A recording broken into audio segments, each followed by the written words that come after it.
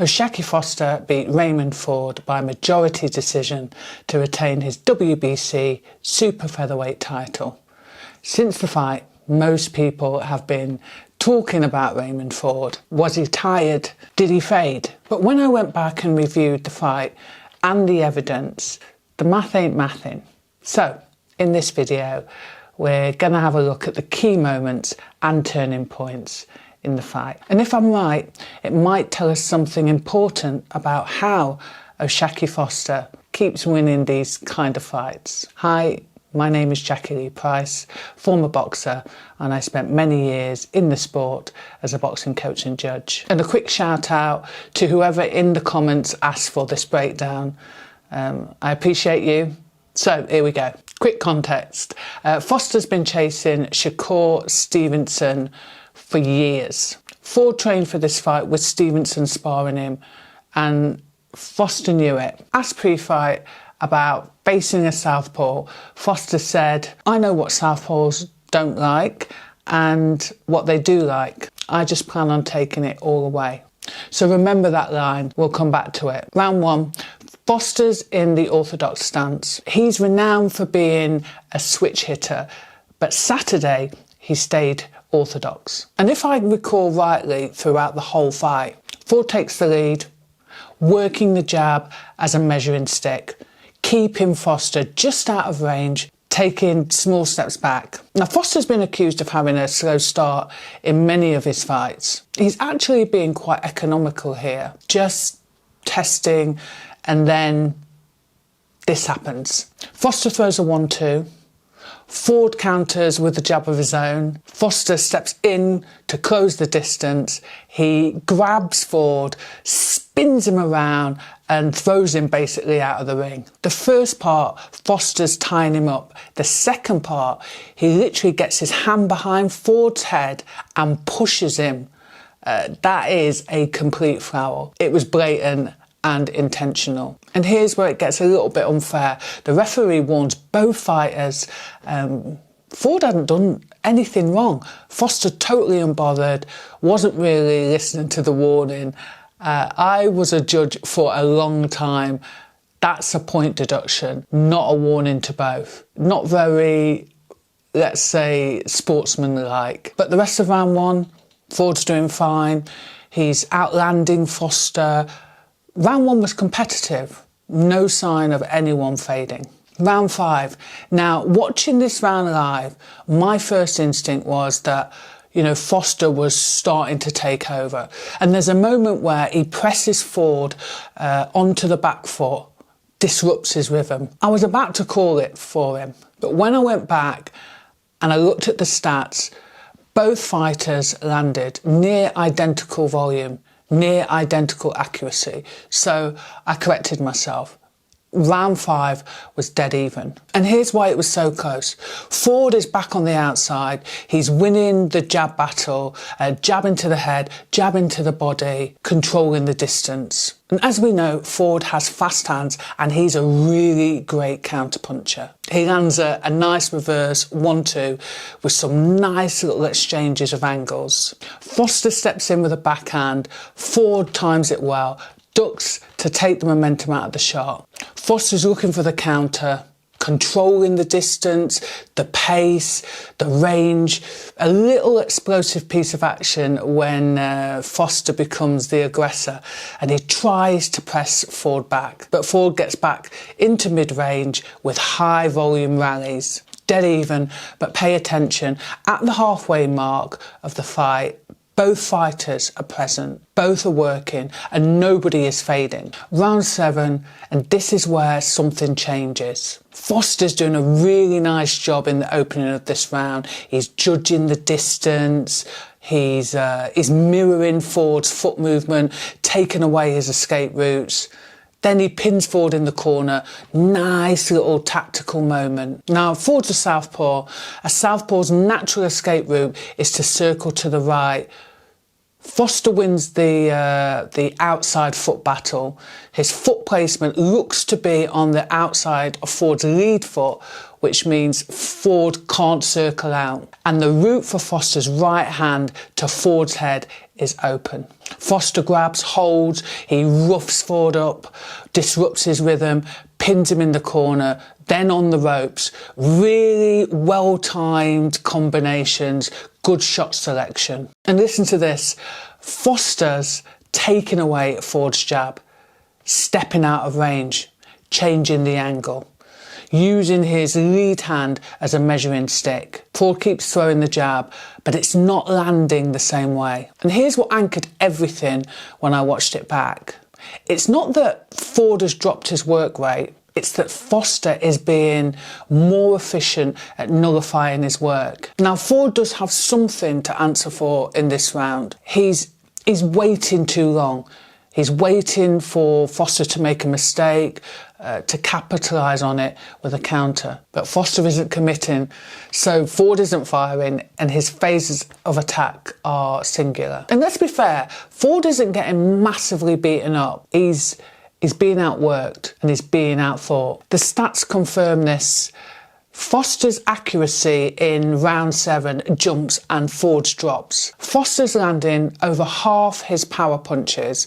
Ford throws more than Foster, but he's actually landing less. He's still working hard, he's just not landing. So round 7 is Foster's. Something has changed. Round 9, Foster literally leaps out of his stall. This man's ready, he's confident. And there's a lovely moment, a pull counter hook. Ford steps in behind a jab. Foster takes that little half step back, lead hand hook, catches Ford flush. Beautiful little moment. And okay, Ford keeps pressing forward, but Foster has definitely upset his rhythm. He spins out of the corner, repositions on the front foot, nice little mix of offence, defence, switching it up, disrupting Ford's rhythm. And when he's on the back foot, setting little traps. And here's what I'm seeing in round 9. Ford is still trying to initiate attacks. He's actually throwing his jab, but Foster has effectively taken away that weapon. Now, this is where I want to address the narrative that came out of this fight. People said Ford was tired. He didn't really show signs of being tired. Maybe it's mental more than physical tiredness. He's having to think a lot more, but he's still throwing power punches, which suggests he's not physically tired. In fact, Ford landed 4 power punches in this round, same as Foster, at slightly higher accuracy. That is not what physical fatigue looks like. Check the rest of the stats. Foster outlands Ford 2-1 in round 9. But look at the jab. Ford throws 25 jabs and lands 1. 1. That is literally the weapon being taken away. So this just isn't one round. What is Foster doing? At that moment in round 9, Foster taking away Ford's jab, it kept catching my eye. It felt familiar. Then I remembered where I'd seen it before. Foster fought Robson Conceição in November 2024. Second meeting. The first fight had been hard, it was close. Conceição's identity is a volume puncher. He threw around, 700 punches in that fight. And in the rematch, Foster didn't try to out-volume him. He watched what Conceição does best. High output, dictate the pace, and built a different game plan. Conceição still threw a lot of punches in the rematch, 565, but what those punches were doing changed. Foster landed 172 to Conceição's 153. Conceição threw more but landed less. Foster's power punch accuracy was up from the first fight, and in the championship rounds 11 and 12, Foster landed 30 power punches to Conceição's 18. In their first fight, both fighters had landed exactly 10 in those same rounds, even. And in the rematch, Foster nearly doubled it. And when I watched that fight, here's what I noticed Foster did to Conceição. So from round 1, Foster was already using his lead hand as a measuring stick to take away Conceição's jab. He's stepping back, making him miss. And by round 6, Foster looks like he's managed to take away Conceição's right hand. High guard blocking it, he rolls the shots, steps out of range, pivots, makes Conceição miss. And by the end of round 6, Conceição literally stops throwing it, goes back to the jab, which Foster has already neutralised.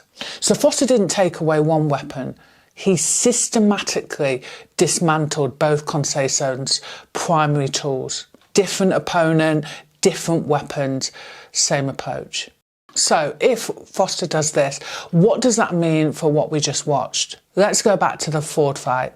What people call Foster out for, saying that he's a slow starter, it's probably better to presume it's just, I don't know, downloading information. He never looks massively behind. He's not chasing around to catch up. Apply that to the Ford fight. Rounds 1 through 5, when commentators were saying Foster looked passive, he wasn't being passive. He's watching Ford, identifying the weapon. The slow start was data gathering. And remember the foul in round 1? It was also Foster doing what he does. Physical disruption, rhythm interference, same toolkit he'd use later. Foster was going to work from minute 1. And remember the stance choice. Foster's a switch hitter. He could have done southpaw to mirror Ford. He didn't. Ford had Stevenson, a southpaw, sparring him to prep for that switch, and Foster denied it. He stayed orthodox. He didn't just take away Ford's jab, he took away the work Stevenson put in. Now look at the toolkit Foster used. The feints, keeping Ford thinking, the mental overload, the corner trap, cutting off the southpaw escape, the lead hand as a measuring stick, the same tool he used against Conceição to take away the jab, the roughing up, the same physical disruption we saw in round 1, the footwork off the line, taking away the angle. And here's where the Ford was tired narrative gets put to bed for me. Ford wasn't physically tired. He was mentally tired from solving Foster's puzzle. 12 rounds of micro decisions against constant feints, distance changes, rhythm disruption.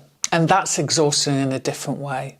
I described Conceição in their fight doing all the heavy lifting, physically and mentally burning energy, trying to find an opening. Foster, meanwhile, he never looked fatigued, never looked like he was getting out of second gear. Same thing happened to Ford. Foster made Ford do all the heavy lifting too. Foster identified the weapon, took it away, and let the opponent burn himself out, trying to figure out what was happening. Jacqui Foster's greatest skill isn't his jab, power or footwork. It's his ability to identify what his opponent does best and take it away. Hey, listen, and you don't have to take my word for it, because Foster told us. He told us before the fight, he told us during, and he told us after. Pre-fight, asked about facing a southpaw, he said, I know what southpaws don't like and I know what they do like. I just plan on taking it all away. Then we literally watched him do it. Then post-fight he said, I'm one of the smartest people in the ring and all I needed to do was adjust. I knew what he was going to come in to do and I took everything away from him. Same fighter, same approach, 3 times, once before, once during, and as we just watched, once after. Foster basically diagnosed himself. So, some people saw Ford tired. We saw Foster taking away what works. And that's the difference. And if that's what Foster does, what does that mean for who he fights next? Foster called Stevenson out post-fight and he said, you know, I'll go to 140 or whatever he wants to do. So Foster knows Stevenson's moved up and vacated the lightweight belts. He's already volunteering to chase him up the divisions. That tells you everything about how seriously Foster wants this fight. But here's where it gets complicated. Reports now confirm Stevenson has signed with Zuffa Boxing. So Foster's offer to chase him is on the table, but the matchmaking isn't Foster's call anymore, or Stevenson's to be fair, it's Zuffa's. As we know, boxing is entering an interesting period. You've got the traditional sanctioning bodies, the established promoters, and now Dana White and Zuffa trying to build something different. Whether those worlds can coexist remains to be seen. But one thing is certain, if O'Shaquie Foster continues producing performances like that, he's going to keep putting himself in the conversation for the biggest fights in the division. And after Saturday's performance, that's exactly where he belongs. Oh, and whoever said last week in the comment section that I was overthinking it, what do you expect? You've literally tuned into a woman's channel analysing boxing, and we notice everything. If you want an authentic voice in boxing, analysis from someone who's been in the ring, in the corner and on the cards, like, subscribe, turn on notifications, and yeah, drop a comment in the comment section. Thanks for watching.